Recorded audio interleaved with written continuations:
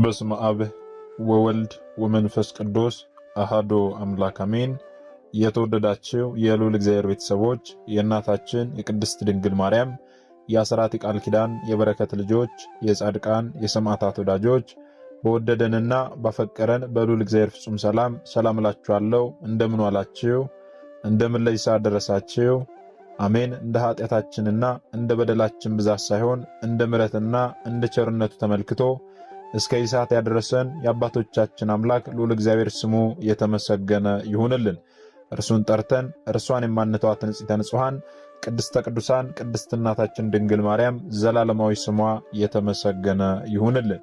እንግዲህ እንደ እግዚአብሔር አምላካችን መልካምና በጎ ፍቃድ ዛሬ የምንማማረው ታኅሳስ 24 ቀን የጻድቁ አባታችን የአቡነ ተክለ ሃይማኖትን ዓመታዊ ክብረ በዓል በታላቅ ድምቀት እናከብራለን።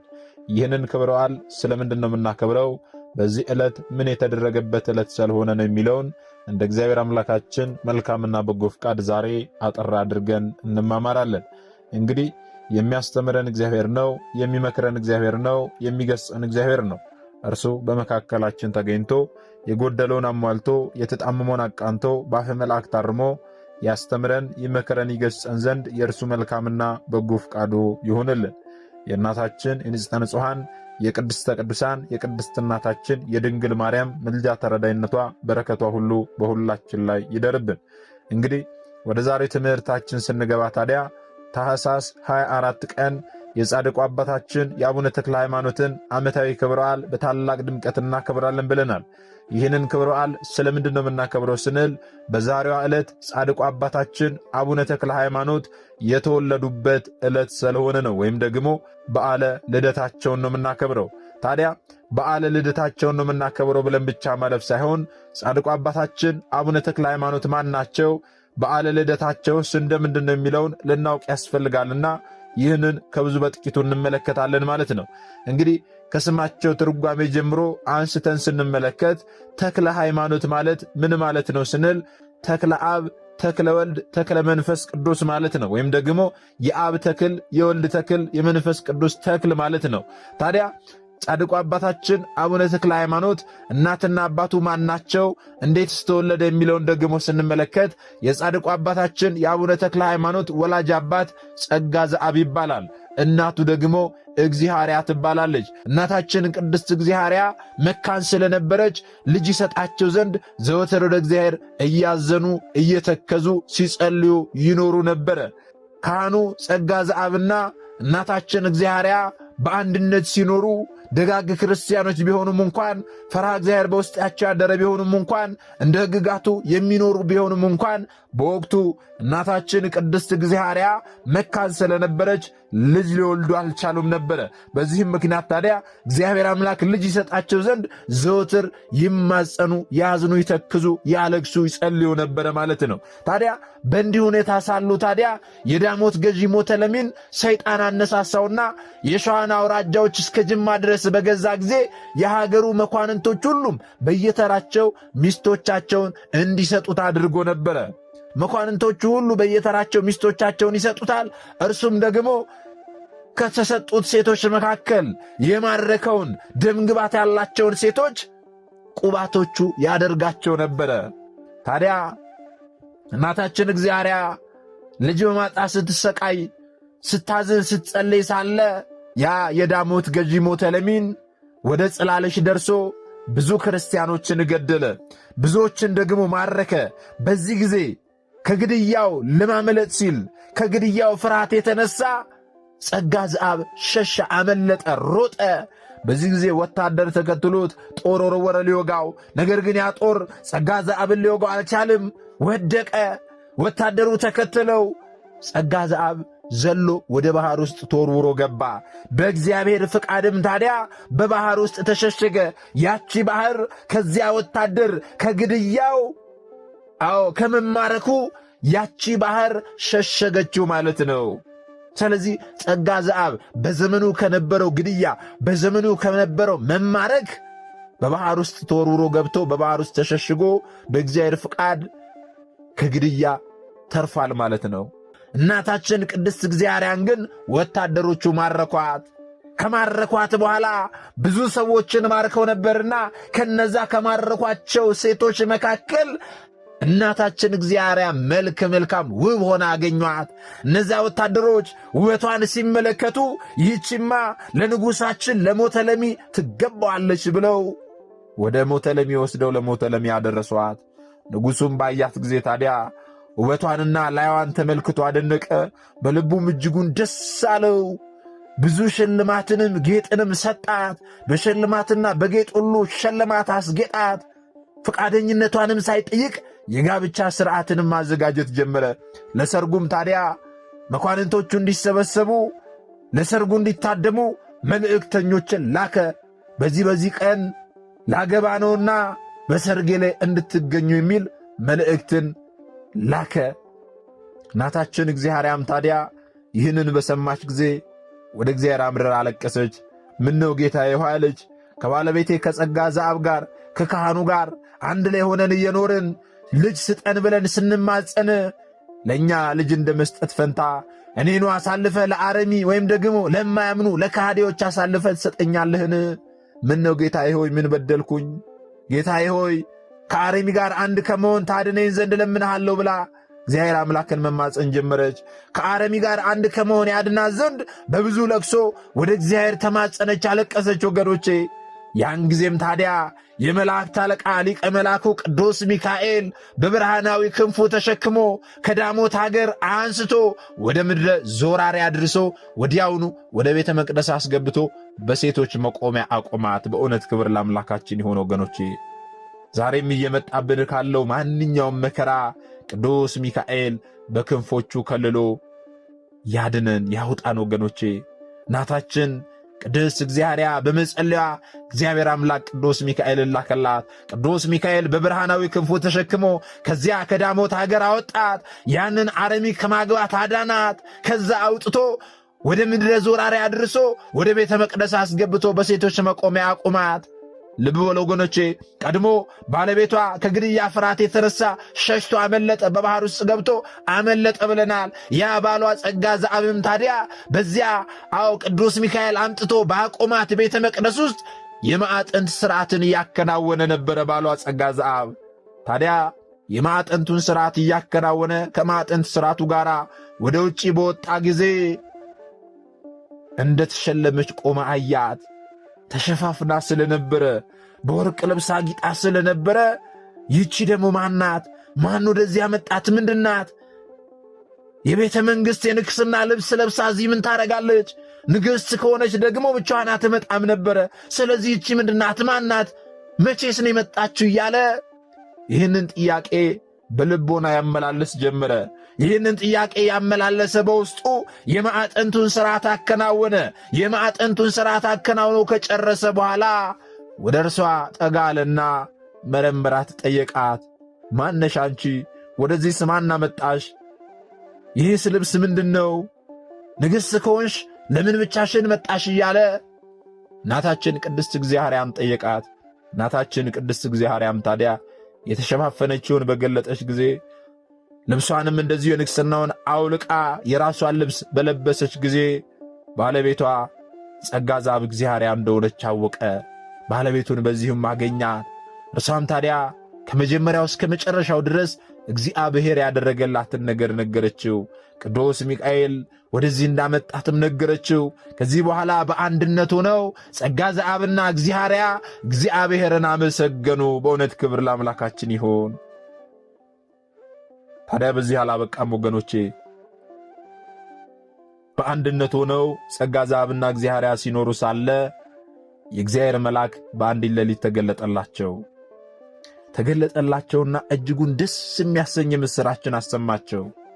እነርሱ ቀድሞ ልጅ ስጠን፣ የተባረከ ልጅ ስጠን ብለው እግዚአብሔርን ሲማጸኑ ነበረ። ነገር ግን ወገኖቼ እግዚአብሔር አምላክ ጥያቄ ጠይቀን ነው ሲያዘገይብን ለመልካም እንደሆነ ልናውቅ ያስፈልጋል። የተሻለውን ነገር ሊሰጠን እንደሆነ ልናውቅ ያስፈልጋል።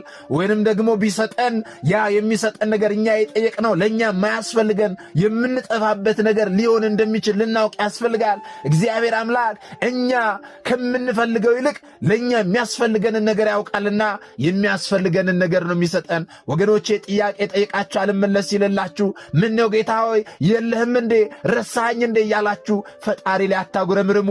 እርሱ ከኛ የበለጠ ስለኛ ይጨነቃል። ለኛ የሚጠቅምንን የሚበጀንን ነገር ይሰጠናል እንጂ እኛ የምንፈልገውን ነገር ብቻ አይሰጠንም። ወገኖቼ ምናልባት እኛን የምንፈልገው ነገር ስጋ ለባሾች ነን። ዛሬ እንዲከናወንልን እንፈልግ ይሆናል። ዛሬ ከሰጠን ደግሞ ምናልባት መጥፊያችን ሊሆን ይችላል ወገኖቼ። ስለዚህ እግዚአብሔር መልስ ሲዘገይብን ለመልካም ነው ብለን እናስብ።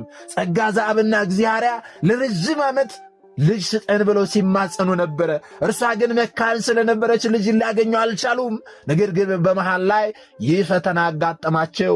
ከዚህ ፈተና በኋላም አንድ ላይ ሆነው ሲኖሩ ሳለ እግዚአብሔር አምላክ ታላቅ የምሥራችን አሰማቸው መልአኩን ልኮ። የምሥራችሁ ምንድነው ስንል የዜናው መሰማት ለዓለም ሁሉ የሚደርስ የተባረከ ልጅ ትወልዳላችሁ። ብዙዎችን ካለማመን ወደ ማመን የሚያመጣ ለብዙ ሰዎች መዳን ምክንያት የሚሆን ሰይጣን ዲያብሎስን የሚያሳድድ ሙታንን የሚያስነሳ ዕውራንን የሚያበራ ሽባዎችን የሚያቀና ድውያንን የሚፈውስ የተባረከ ልጅ ትወልዳላችሁ። የዜናው መሰማት ደግሞ ለዓለም ሁሉ ይደርሳል ብሎ ይህንን የምሥራች ነገራቸው። በእውነት ክብር ለአምላካችን ይሁን ወገኖቼ። ልብ በሉ ተመልከቱ። እዚህ ጋር እነርሱ የጠየቁት የተባረከ ልጅ ብቻ ስጠን ብለው ነበር ሲጠይቁ የነበረው። እግዚአብሔር አምላክ ግን የተባረከ ልጅ ብቻ ሳይሆን የዜናው መሰማት ሁሉ ለዓለም ሁሉ የሚደርስ ብዙዎችን ካለማመን ወደ ማመን የሚያመጣ ለብዙ ሰዎች ሕይወት መዳን ምክንያት የሚሆን ሕሙማንን የሚፈውስ ደዌያንን የሚያድን የተባረከ ልጅን ሰጣቸው ወገኖቼ። ልብ በሉ።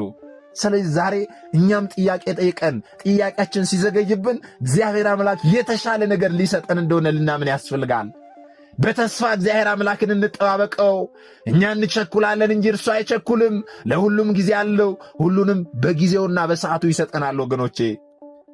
ለምን ዛሬ ይሄ ነገር አልሆነልኝም ብለን አናጉረምርም ወገኖቼ። ምናልባት እንለፋለን፣ እንደክማለን። ነገር ግን ኑሯችን ከእጅ ወደ አፍ ይሆናል። ዛሬም ሁል ጊዜም ለፍተን የምንለፋው ነገር ሁሉ መና ሲሆንብን ምን ነው ጌታዬ ሆይ ብለን አናማር። እርሱ የተሻለ ነገር ሊሰጠን ነው። ዛሬ እየለፋን እየደከምን ያለ ነው ወገኖቼ። ሰው ጥቂት እህል ዘርቶ ምርቱ ብዙ እንደሚሆን ሁሉ ዛሬም እኛ ጥቂት የጽድቅ ሥራ ብንሠራ ያቺ የጽድቅ ሥራ በብዙ ተባስታ ነው ለእኛ የምትመጣው።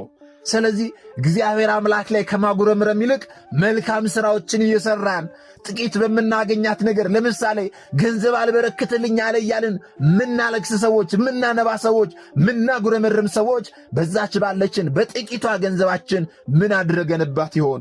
የትኛውን የጽድቅ ሥራ ሰርተንባት ይሆን? ታዲያ እንዴት ይበርክትልን? ዛሬ አንድ የተራበ ሰው በዛች ባለችን ጥቂት ገንዘብ አብልተን አጠጥተን ቢሆን ዛሬ የዘራናት ያቺ ጥቂቷ ፍሬ ነገ በብዙ ተባስታ መልሳ ወደኛ ትመጣለች። ነገር ግን ያንን ሳናደርግ ቀርተን በዚያ ገንዘባችን ክፉ ነገር የምናደርግ ከሆነ ልክ እንደዛው ዛሬ የዘራናት ክፉ ነገር ነገ በስታ ተባስታ ትመጣብናለች ወገኖቼ። ስለዚህ ቆም ብለን ልናስብ ያስፈልጋል። በሕይወታችን ሁሉ ምናጉረመርም ሰዎች ምን መልካም ሥራን የሰርቻለሁ ብለን ልናስብ ያስፈልጋል። መልካም ነገር እንሥራ ወገኖቼ። ታዲያ ካህኑ ጸጋ ዘአብና እግዚአብሔር አምላክን ለረጅም ዓመት ለመኑት። ይህንን የምሥራች ሰሙ። ይህንን የምሥራች ከሰሙ በኋላ ይህ ቅዱስ አባታችን ተጸንሶ በዛሬው ዕለት ታኅሳስ 24 ቀን ከካህኑ ጸጋ ዘአብና ከእናታችን ከቅድስት እግዚአብሔር በዛሬው ዕለት ተወልዶልናል ማለት ነው። በእውነት ክብር ለአምላካችን ይሁን። ታዲያ በተወለዱባት ዕለትም ታላቅ ደስታ በቤታቸው ሆነ። ከዘመዶቻቸውና ከጎረቤቶቻቸው ጋር ደስ አላቸው። ጻድቁ አባታችን አቡነ ተክለ ሃይማኖትም ገና በተወለዱባት ዕለት አሃዱ አብ ቅዱስ፣ አሃዱ ወልድ ቅዱስ፣ አሃዱ ውእቱ መንፈስ ቅዱስ ብለው አጋዕዝተ ዓለም ቅድስት ሥላሴን አመስግነዋል። አንዱ አብ ቅዱስ ነው፣ አንዱ ወልድ ቅዱስ ነው፣ አንዱ መንፈስ ቅዱስም ቅዱስ ነው ብለው ገና በተወለዱባት ዕለት ጻድቁ አባታችን አቡነ ተክለ ሃይማኖት እግዚአብሔር አምላክን አጋዕዝተ ዓለም ቅድስት ሥላሴን አመስግነዋል። በእውነት ክብር ለአምላካችን ይሁን። ስለዚህ ዛሬ የምናከብረው በዓለ ልደታቸውን ነው። ታዲያ ጻድቁ አባታችን አቡነ ተክለ ሃይማኖት ለክርስትና ጥምቀት ወደ ቤተ መቅደስ ከተወሰዱ በኋላ የክርስትና ጥምቀት ከተጠመቁ በኋላ ስማቸውን ፍስሐ ጽዮን ብለው ነበር የሰየሙት። የጻድቁ አባታችን አቡነ ተክለ ሃይማኖት የቀድሞ ስም ፍስሐ ጽዮን ነው።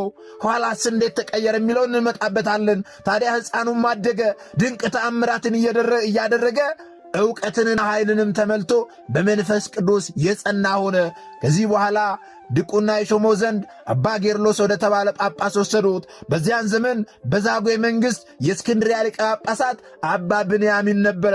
ወደ ጳጳሱ ባደረሱት ጊዜ ታዲያ ጳጳሱ ስለ ጻድቁ አባታችን ስለ አቡነ ተክለ ሃይማኖት ወይም ደግሞ ስለ ፍስሐ ጽዮን አስቀድሞ ትንቢትን ተናገረ። ምን ብሎ ስንል ይህ ልጅ የተመረጠ ዕቃ ይሆናል ብሎ ትንቢት ተናገረ። እግዚአብሔር አምላክ እርሱን እንደ መሳሪያ አድርጎ ተጠቅሞ ብዙዎችን ወደ ራሱ የሚመልስበት ልጆቹን የሚሰበስብበት ምርጥ ዕቃ ይሆናል ብሎ ስለ ጻድቁ አባታችን ስለ አቡነ ተክለ ሃይማኖት አስቀድሞ ትንቢት ተናገረላቸው። ከዚህም በኋላ የድቁና ሹመትን ተቀብሎ ወደ ሀገሩ ተመለሰ። ጎልማሳ በሆነ ጊዜ ጻድቁ አባታችን አቡነ ተክለ ሃይማኖት አራዊት ሊያድን ወደ ዱር ሄደ። ቀትር ሲሆንም ታዲያ የክብር ባለቤት ጌታችን መድኃኒታችን ኢየሱስ ክርስቶስ መልኩ የሚያምር ጎልማሳ አምሳል በቅዱስ ሚካኤል ክንፍ ላይ ተገለጠለትና እንዲህ አለው፣ ወዳጄ አትፍራ፣ እንግዲህ የኃጢአተኞችን ነፍስ ወደ ሕይወት የምታጠምድ ትሆናለህ እንጂ አራዊትን የምታድን አትሆንም። ቀድሞ ስምህ ፍስሐ ጽዮን ነበረ፣ ከአሁን በኋላ ግን ስምህ ተክለ ሃይማኖት ይሁን። እንደ ኤርምያስና እንደ አጥማቂ ዮሐንስ እኔ ከእናትህ ማኅፀን ጀምሬ አክብሬሃለሁና መርጬሃለሁና እነሆ በሽተኞችን ትፈውስ ዘንድ፣ ሙታንን ታስነሣ ዘንድ፣ የታመሙትን ታድን ዘንድ፣ ሰይጣን ዲያብሎስንም ታሳደድ ዘንድ ሥልጣን ሰጠውህ። ርኩሳን አጋንንትንም ካሉበት ከሁሉም ቦታ ታሳድዳቸዋለህ ብሎ እግዚአብሔር አምላክ ይህንን ቃል አሰማው። ልብ በሉ ወገኖቼ፣ ጻድቁ አባታችን አቡነ ተክለ ሃይማኖት ቀድሞ ስማቸው ፍስሐ ጽዮን ነው። አሁን ተክለ ሃይማኖት እንዲሆን እግዚአብሔር አምላካችን ራሱ ተገልጦ ይህንን ተናገረው። ታዲያ ወደ ቤቱ በተመለሰ ጊዜ ገንዘቡን ሁሉ ለድሆችና ለጦም አዳሪዎች ለምስኪኖች በተነ ሰጠ። ሰው ዓለሙን ቢያተርፍ ነፍሱን ቢያጠፋ ምን ይጠቅመዋል እያለ ቤቱን እንደተከፈተ ትቶ ምርኩዙን ብቻ ይዞ በሌሊት ወጣ። ከዚህም በኋላ ወደ ጳጳስ ዘንድ ሄዶ የቅስና ሹመት ተቀብሎ ለሸዋ ሀገር ሁሉ ወንጌልን መስበክ ጀመረ።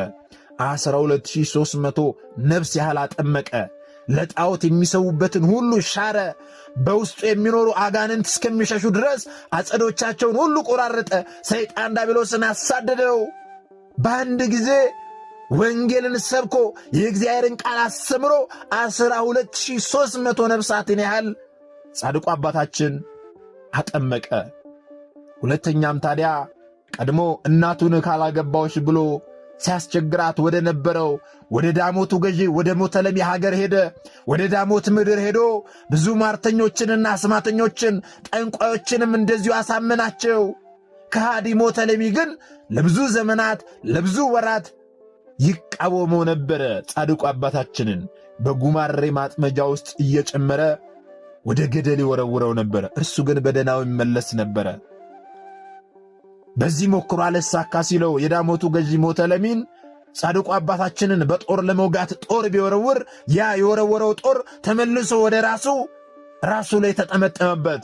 ራሱ ላይ ተጠምጥሞበት ለረጅም ጊዜ ቢሰቃይ ስቃዩ ሲበረታበት አባታችንን አድነኝ ፈውሰኝ ብሎ ተማጸነው። በዚህ ጊዜ ጻድቁ አባታችን አቡነ ተክለ ሃይማኖት የዳሞቱ ገዢ የሆነውን ሞተለሚን የእግዚአብሔርን ቃል በሚገባ አስተምሮ አሳምኖ ከሕመሙ አዳነው። የተጠመጠመበትን ጦር ፈታለት። ቀናውን መንገድ የሚያጣምሙ ሟርተኞችንም አጠፋቸው። ከዚህ በኋላ በክብር ባለቤት በጌታችን በኢየሱስ ክርስቶስ ስም የተደረገውን ድንቅ ተአምራት አይተው የሀገሩ ሰዎች ሁሉ ከንጉሳቸው ጋር ሆነው የክርስትና ጥምቀትን ተጠመቁ። በዚህ ጊዜ ቤተ ክርስቲያንን ሰርቶላቸው የቤተ ክርስቲያንን ሥርዓት አስተማራቸው፣ በቀናች ሃይማኖት ማጸናቸው። ከዚህ ሁሉ ጋር ግን በጾም በጸሎት በስግደት ሁሉ ጊዜ ያለማቋረጥ ይጋደል ነበረ ጻድቁ አባታችን። ይህን ሁሉ ነገር እያደረገ ጾም፣ ጸሎት፣ ስግደት አይለየውም ነበረ ጻድቁ አባታችን። ታዲያ ዜናውን ሰምተው ወደ እርሱ የሚመጡትን የነፍሳቸውን ድህነት እያስተማራቸው የክብር ባለቤት የሆነ ጌታችን ኢየሱስ ክርስቶስን በማመን ያጸናቸው ነበረ። ታዲያ ጻድቁ አባታችን አቡነ ተክለ ሃይማኖት ለብዙ ዘመናት የእግዚአብሔርን ቃል አስተምረው ብዙ ድንቅ ድንቅ ታምራትን አድርገው የታመመውን ፈውሰው የሞተውን አስነስተው ብዙ ድንቅ ድንቅ ታምራትን ካደረጉ በኋላ በተሰጣቸው ሥልጣን መሠረት አንድ መጠጊያ ሰርተው ወይም ደግሞ ወደ አንድ በዓት ገብተው ከፊታቸው ጦር ተክለው ከኋላቸው ጦር ተክለው ከቀኝና ከግራቸው ጦር ተክለው በጾም በጸሎት መጋደል ጀመሩ። በስዕላቸው ላይ ስትመለከቱ ጦር ተስሎ ትመለከታላችሁ። እንዲሁም ደግሞ የእግር ምልክት ደግሞ ለብቻ ተስሎም ትመለከታላችሁ። ያ ደግሞ ከታሪካቸው ጋር የሚያያይዘው ነገር ስላለ ነው። የጦሩ ምንድነው ስንል ከፊታቸው ከኋላቸው ከቀኝ ከግራ ጦር ተክለው ለረጅም ዓመታት እግዚአብሔር አምላክን በጸሎት ሲማጸኑ ነበረ። ለምን ይህንን አደረጉ ካለን እንዳያርፉ እንዳይደገፉ ነው።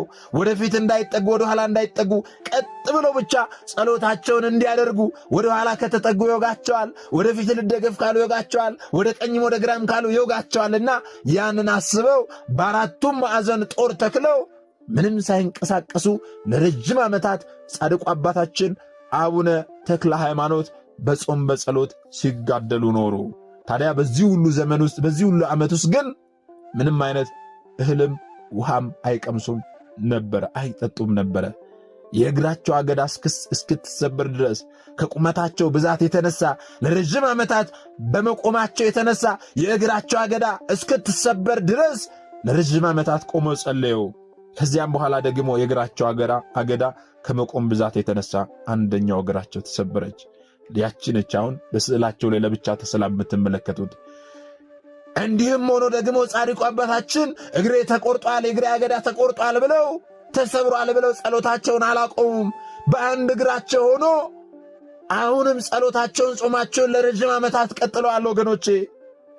ታዲያ በእንዲህ አይነት ገድል ላይ ሆነው ሳለ የክብር ባለቤት ጌታችን መድኃኒታችን ኢየሱስ ክርስቶስ ወደ ጻድቁ አባታችን መጣ። ከእርሱ ጋር እመቤታችን ቅድስት ድንግል ማርያም አለች። የከበሩ ነቢያትና ሐዋርያት አሉ። ጻድቃን፣ ሰማዕታት፣ ጳጳሳት፣ የጳጳሳት አለቆች፣ የመላእክት አለቆች ከነሰራዊቶቻቸው ጋር ሆነው አሉ።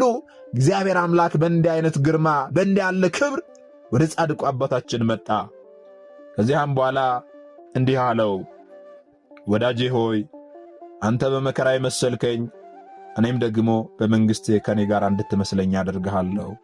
እነሆ የዚህ ዓለም ድካም ተፈጸመልህ፣ በእኔ ዘንድም የሚቀበለው ሆነ። ከእንግዲህስ መንግሥተ ሰማያትን ተወርስ ዘንድ ወደ እኔ ና አለው ጌታችን። ልብ በሉ። ከዚያም በኋላ ታላቅ ቃል ኪዳንን ገባለት። ምን የሚል ቃል ኪዳን ስንል እነሆ ስምህን ለሚጠራ መታሰቢያህን ለሚያደርግ ገድልህን ለሚጽፍ ለሚያጽፍ ለሚያነብ ለሚያስነብብ ለሚሰማ ለሚያሰማ ቤተ ክርስቲያንህን ለሚሠራ በስምህ ለተሠራ ቤተ ክርስቲያን መባ ለሚሰጥ ለድሆች በስምህ ለሚመጸውት የተራበ ለሚያበላ የተጠማ ለሚያጠጣ የታረዘ ለሚያለብስ በመታሰቢያህም ቀን ለሚቆርብ ስለ አንተ በጎ ሥራ ለሚሠራ ሁሉ እኔ እስከ 10 ትውልድ ድረስ እምርልሃለሁ የሚል ታላቅ ቃል ኪዳንን እግዚአብሔር አምላካችን ለጻድቁ አባታችን ለአቡነ ተክለ ሃይማኖት ገባላቸው። አባታችን ተክለ ሃይማኖትም እጅጉን ደስ አለው፣ ለጌታችንም ሰገደ። ጌታችን መድኃኒታችን ኢየሱስ ክርስቶስም ታዲያ ይህንን ከተናገረ ይህንን ቃል ኪዳን ከሰጠ በኋላ በክብር በምስጋና ወደ ሰማይ አረገ። ከዚህ በኋላ አባታችን በንዳድ በሽታ ጥቂት ታመመ። ዕድሜው 99 ዓመት ከ8 ወር ከ1 ቀን ሆኖት በለመለመ እርጅና ነሐሴ 24 ቀን ጻድቁ አባታችን አቡነ ተክለ ሃይማኖት አርፈዋል ማለት ነው።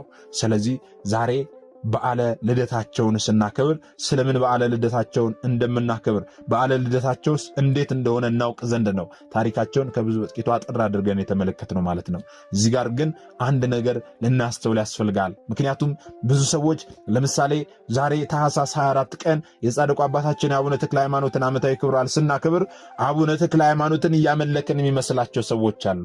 ታመልካላችሁ ብለውን የሚከራከሩን ሰዎች አሉ። በተዋሕዶ ውስጥ ሆነውም ደግሞ ታመልካላችሁ ሲባሉ አዎ ብለው የሚሉም ደግሞ አሉ፣ ካለማወቅ የተነሳ ማለት ነው። ነገር ግን ቅድስት ቤተ ክርስቲያናችን የምታመልከው በየትኛውም ቦታ ላይ የምናመልከው አጋዕዝተ ዓለም ቅድስት ሥላሴን ብቻ ነው። እግዚአብሔርን ብቻ ነው ቤተ ክርስቲያናችን የምታስመልከን። ቤተ ክርስቲያናችን ምንም አይነት የተፋለሰ አስተምሮ የላትም። ክብረ በዓላትን ለምንድን ነው የምታከብሩት ቢሉን፣ ለምሳሌ ታኅሳስ 24 ቀን የጻድቁ አባታችን የአቡነ ተክለ ሃይማኖትን ዓመታዊ ክብረ በዓል ስናከብር ለምንድን ነው የምናከብረው ስንል እግዚአብሔር አምላካችን በጻድቁ አባታችን በአቡነ ተክለ ሃይማኖት ላይ አድሮ ያደረጋቸውን ድንቅ ድንቅ ታምራት እያሰበን እንዘክራለን፣ እናከብራለን። ይህም ብቻ ሳይሆን ደግሞ እግዚአብሔር አምላካችን በጻድቁ አባታችን በአቡነ ተክለ ሃይማኖት አማካኝነት ለእኛ ያደረገልንን የምህረት ቃል ኪዳን እናስባለን፣ እንዘክራለን። ለዚህ ነው ይህንን ክብረ በዓል የምናክብረው። ለዚህም ብቻ ደግሞ አይደለም። ጻድቁ አባታችን አቡነ ተክለ ሃይማኖትም ደግሞ ከእግዚአብሔር ዘንድ በተሰጣቸው ቃል ኪዳን መሠረት ምህረትን ያሰጡን ዘንድ ኃጢአታችንን በደላችንን ያስተሰርዩልን ዘንድ ከጌታችን ዘንድ ያስታርቁን ያማልዱን ዘንድ በዕለተ ቀናቸው እንማጸናቸዋለን ማለት ነው እንጂ አናመልካቸውም። እዚህ ጋር ልታስተውል ያስፈልጋል። በዓለ ልደታቸውን ምክንያት አድርገን ዕረፍታቸውን ምክንያት አድርገን እንደዚሁም ደግሞ ፍልሰታ አጽማቸውን ምክንያት አድርገን ሌሎችንም ምክንያት እያደረግን ክብረ በዓላትን የምናከብረው እግዚአብሔር አምላካችን በእነርሱ ላይ አድሮ ለእኛ ያደረገልንን ነገር እንዲሁም ደግሞ ያደረጋቸውን ተአምራቶች እንዘክራለን፣ እናከብራለን ማለት ነው። እርሱ ባከበራቸው ልክም ጻድቃን ሰማዕታትን እናከብራቸዋለን ማለት ነው። እርሱ አክብሯቸው ቃል ኪዳን ሰጥቷቸዋልና በሰጣቸው ቃል ኪዳን ደግሞ ምህረትን ያሰጡን ዘንድ ጻድቃን ሰማዕታትን አማልዱን ከፈጣሪ ያስታርቁን ብለን ደግሞ እኛም እንማጸናቸዋለን ማለት ነው እንጂ አናመልካቸውም። በኢትዮጵያ ኦርቶዶክስ ተዋሕዶ ቤተ ክርስቲያን የሚመለከው አጋዕዝተ ዓለም ቅድስት ሥላሴ ብቻ ነው። ማርያም አትመለክም፣ ገብርኤል አይመለክም፣ መላእክት አይመለኩም፣ ጻድቃን ሰማዕታት አይመለኩም። ይህንን ጥርት ያለ አስተምሮ በደንብ ልትይዙ ልታስተውሉ ያስፈልጋል ማለት ነው። በግድ ታመልካላችሁ የሚሉን ሰዎች ስላሉ ማለት ነው። ስለዚህ ዛሬ የጻድቁ አባታችን የአቡነ ተክለ ሃይማኖትን የልደት በዓል ምክንያት አድርገን የተወለዱበትን ዕለት እናስባለን ማለት ነው። ሲወለዱ ደግሞ እግዚአብሔር አምላካችን ምን እንዳደረገ ምን አይነት ተአምር እንደተፈጸመ የእግዚአብሔርን ተአምር እናስባለን፣ እንዘክራለን። የሕይወት ታሪካቸውን አንስተን ስንመለከት እግዚአብሔር አምላክ ለእርሳቸው የገባላቸውን የምሕረት ቃል ኪዳን እናስባለን። በተሰጣቸው የምሕረት ቃል ኪዳን ደግሞ ምሕረትን እናገኝ ዘንድ ጻድቁ አባታችን አቡነ ተክለ ሃይማኖትን እንማጸናለን ማለት ነው። ልብ በሉ። ስለዚህ ዛሬ ታኅሳስ 24 ቀን ይህንን ዓመታዊ ክብረ በዓል ስናከብር ጻድቁ አባታችን አቡነ ተክለ ሃይማኖት በተሰጣቸው ሥልጣን በተሰጣቸው ቃል ኪዳን መሠረት ምሕረትን ያሰጡ ዘንድ በስማቸው የተራበ ልናበላ፣ የተጠማ ልናጠጣ፣ ገድላቸው ልንሰማ ልናሰማ፣ እንዲሁም ደግሞ በስማቸው ለተሠራ ቤተ ክርስቲያን መባ ልናስገባ ያስፈልጋል ማለት ነው።